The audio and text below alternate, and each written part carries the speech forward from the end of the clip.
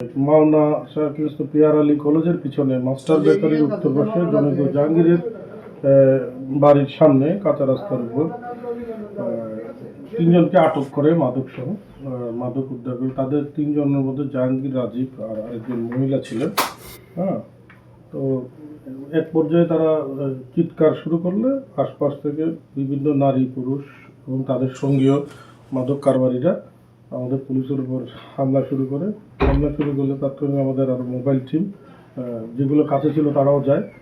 খোঁজে তাদের গাড়ির প্রতিও ইট পাটকেল আমাদের কয়েকটি গাড়ির গ্লাস, দুইটি পিক আপের গাড়ির গ্লাস, সাইড গ্লাস এবং সামনের গ্লাস এবং একটা সিএনজিতে যারা অভিযান টিম গিয়েছিল সেই সিএনজি ট্যাক্সিরও গ্লাস ভাঙচুর করে।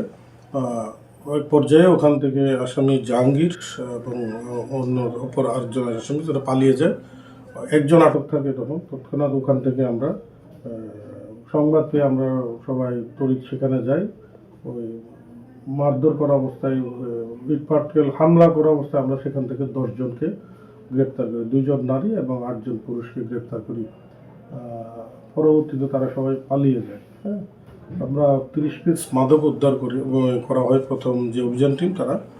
তো এই যে মাদক কারবারিরা যেভাবে আমরা চালালো তাদের বিরুদ্ধে আমরা একটি পুলিশ এজল্ট মামলা এবং আরেকটি মাদকের জন্য মাদক দ্রব্য আইনে মামলা, 2টি মামলা রুজু করা হয়েছে এবং প্রত্যেক আসামিদের বিরুদ্ধে একটি প্রয়োজনীয় আইনানুগ ব্যবস্থা গ্রহণ করা হবে এবং আমাদের থানা এলাকায় কোনো মাদক কারবারি যাতে মাদক ব্যবসা করতে না পারে আমরা প্রয়োজনীয় ব্যবস্থা নিচ্ছি।